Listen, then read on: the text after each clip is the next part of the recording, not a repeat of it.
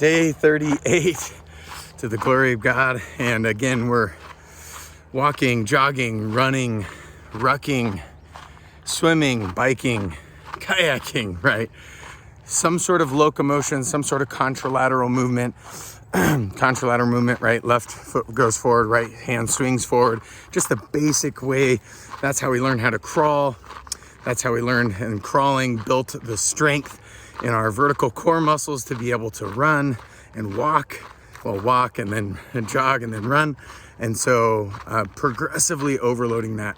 And then again, like I said, swimming is a great option.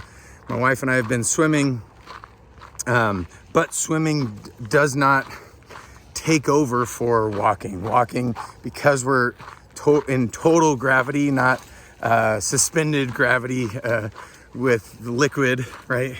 Water. It's a different amount of force load that you're feeling through your joints, through your muscles. But if you're on the journey of healing, right, and trying to create some sort of progressive overload into those joints, water is a great start. But then at some point, right, losing the weight that's creating extra load. So a lot of diet, nutrition, right, is going to need to take place, and then just eating well. And so if you think about this, I'll just talk a little bit on nutrition while I'm doing this walk today. If God made it, eat it. If man messed with it, don't eat it. If you follow those rules, it's so general, so simple. You can't go wrong. You really cannot.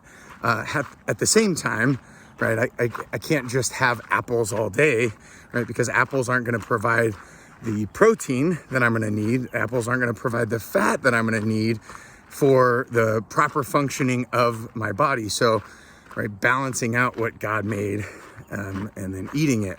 And so I could have some olive oil mixed with nuts, mixed with maybe some beans, and some other vegetables, dark leafy greens, mixed with some nuts in there. And all of that is going to provide, right, maybe some lentils or something, and all of that is going to provide. And somebody's going to say, oh, well, I can't have beans, or beans are bad for you, or I can't. And again, I go back to, if man mess with it, then don't have it. If God made it, eat it. At the same time, I don't know your proclivities. I don't know your what you're allergic to and what you're not allergic to. And so then there's whole plans that you can kind of follow to figure out all of that stuff. But generally speaking, you cannot go wrong if you're eating what God made and not eating what man messed with.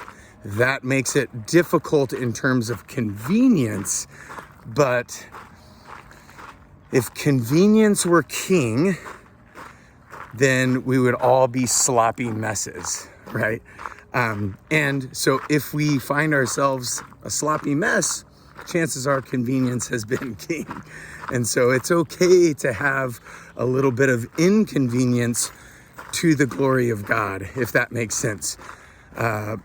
10 minutes of exercise could be seen as inconvenient. 10 minutes of prayer could be seen as inconvenient. 10 minutes of reading scripture could be seen as inconvenient.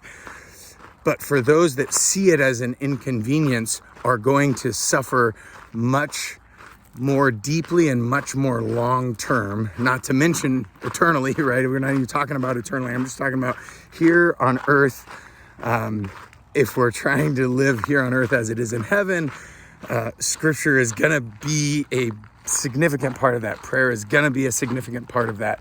Exercise is going to be a significant part of that, and all to the glory of God. And just think about the positive ramifications of these choices that could seemingly be portrayed or construed as inconvenient.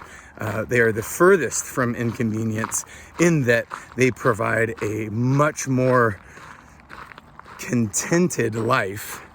And if you don't want contentment, then maybe only do things that are convenient.